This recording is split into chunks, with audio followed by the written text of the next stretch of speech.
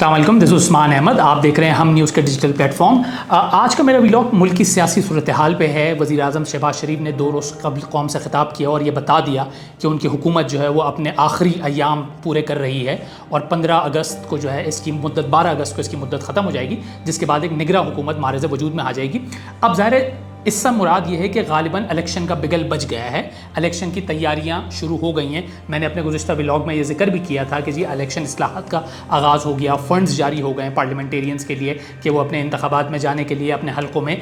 उस फंडिंग का इस्तेमाल करें और अपने लिए इलेक्शन के लिए वोट बटोरें। अब ज़ाहिर है एक PDM हुकूमत है जो कि एक इल्हाक या इत्तेहाद पर मबनी एक हुकूमत है। अब ज़ाहिर है ये हुकूमत जब ख़त्म होगी तो इन तमाम इस हुकूमत में शामिल जो भी पार्टियाँ हैं, 13 पार्टियाँ, उनको इन सबको एक एक सियासी बयानिया चाहिए होगा। उस सियासी बयानिए के लिए ज़ाहिर है एक दूसरे की मुखालफत भी इनको करनी पड़ेगी, एक दूसरे के फैसलों के ऊपर सवाल भी उठाए जाएंगे। ख़ासतौर पर मईशत में लेकर जो मौजूदा हुकूमत में मुस्लिम लीग नून की जो माशी टीम है उसकी जो कारकर्दगी है उस पर यकीनी और संजीदा सवाल उठेंगे। गो के अच्छी खबर यही है कि IMF का मुआहदा जो है वो हो गया है और अब पाकिस्तान की माशी गाड़ी जो है वो दोबारा से ट्रैक पर आ गई है। लेकिन अब उसके बाद हमने देखा कि जी सियासी तौर पे बहुत तेज़ी से माहौल जो है ना वो तब्दील होता जा रहा है, माहौल गर्म होता जा रहा है। नवाज़ शरीफ के बारे में हम बार बार सुनते रहे कि दुबई में बहुत अहम मुलाकातें हुई हैं साबिक़ सदर आसिफ अली ज़रदारी से, और उन मुलाकातों से मुताल्लिक गुज़िश्ता रोज़ से कुछ खबरें सामने आने शुरू हुई हैं और उनमें से एक खबर यही है कि इन दोनों बड़ों सियासी कायदीन ने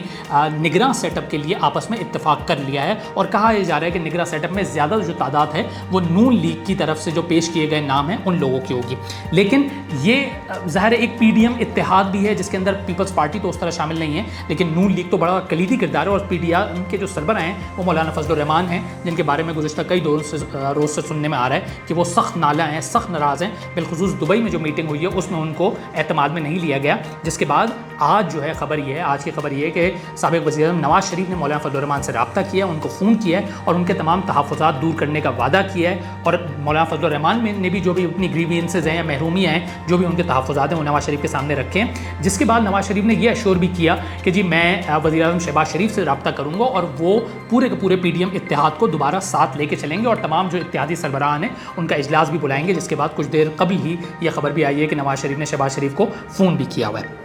एक तरफ ये 2 किरदार हैं जो कि आपस में हमने इनके बारे में आपको सुना, फिर दूसरी तरफ साबिक़ सदर आसिफ अली ज़रदारी हैं जिनको मुफ़ाहिमत का बादशाह कहा जाता है, सियासत का गुरु कहा जाता है, वो भी मुतहर्रिक हो गए और आज की खबर ये है कि उन्होंने लाहौर में पड़ाव डाल लिया जहाँ पे उनकी अहम सियासी मुलाकातें होंगी, जिनमें से एक मुलाकात एक और सियासी मंजरनामे पर जो हमने देखा कि हालिया दिनों में मंजरकशी जिनकी हुई है IPP या इस्तेहकाम पाकिस्तान पार्टी, उनके जो पैटर्न इन चीफ हैं जहांगीर तरीन, उनसे भी आज मुलाकात का इम्कान है साबिक़ सदर आसिफ अली ज़रदारी का। इसके अलावा ये भी कहा जा रहा है कि PTI से जो नाराज़ बहुत से बड़े जो लोग हैं उनका भी पीपल्स पार्टी में शमूलियत का इम्कान है। एक बात ये हो गई। अच्छा, जो मैंने मौलाना फजल रहमान की बात की थी, उनकी जो ग्रीवियंसेस हैं, जो उनके जो मसाइल हैं, उस मुताल्लिक उन्होंने अपनी पार्टी का मजलिस आमला का इजलास भी बुला लिया जो कि कल है और उसमें वो मुल्क के सियासी जो माहौल है उसके ऊपर मुशावरत करेंगे और आगे का अपना लाहेअमल देंगे। अच्छा, इसके अलावा ये तो हो गई पंजाब का एक सियासी मंजरनामा है। एक मंजरनामा है खैबर पख्तूनख्वा का भी है जहाँ पर तहरीक इंसाफ का वोट बैंक को काटने के लिए जान तोड़ कोशिशों की जा रही हैं और जिनमें सबसे बड़ा नाम और सबसे जो मुनफरिद नाम है वो परवेज़ खटक का सामने आ रहा है, जो गुज़िश्ता कई दिनों से हमने आपको देखा है, हमने सुना है कि जी तहरीक इंसाफ ने उनको शो कॉज नोटिस भी दिया, फिर उनको पार्टी से बेदखल भी कर दिया। वो बहुत अहम किरदार अदा कर सकते हैं और उनके बारे में अब गुज़िश्ता 2 रोज़ से तवातुर से खबरें आ भी रही हैं और आज ही हम न्यूज़ की जो खबर मौसूल हुई है उसके मुताबिक परवेज़ खटक का नून लीग की आला तरीन क़यादत से रब्ता हो गया है। अच्छा, अगर लेट्स सपोज परवेज़ खटक जो है वो नून लीग में शमूलियत इख्तियार करते हैं तो कहा यह जा रहा है कि वो वज़ीर आज़म शहबाज शरीफ और मरियम नवाज़ के साथ बैठकर मुश्तरका प्रेस कॉन्फ्रेंस करेंगे और अपनी शमूलियत का ऐलान करेंगे और परवेज़ खटक की शमूलियत से मुताल्लिक जो नून लीग के सीनियर रहनुमा हैं खैबर पख्तूनख्वा के अमीर मकाम, उनको भी कॉन्फिडेंस में ले लिया गया और वो भी तैयार हो गए हैं। ये एक बहुत बड़ा डेंट समझा जा रहा है क्योंकि अगर परवेज़ खटक नून लीग में आते हैं तो एक बहुत बड़ा ग्रुप है खैबर पख्तूनख्वा का और बहुत बड़े वोटर्स की तादाद है जिसको लेकर नून लीग में शमूलियत का इख्तियार करेंगे। अच्छा, अगर लेट्स सपोज अगर हम ये भी कहें कि परवेज़ खटक का नून लीग से बातचीत नहीं बनती है तो फिर उनका रुख जो है वो मौलाना फजल रहमान की तरफ होगा कि वो जमीयत उलमा इस्लाम का किसी तरह हिस्सा बनने की कोशिश करेंगे और साथ ये भी कहा जा रहा है कि परवेज़ खटक तहरीक इंसाफ का भी एक अपना अलग प्रेशर ग्रुप जो है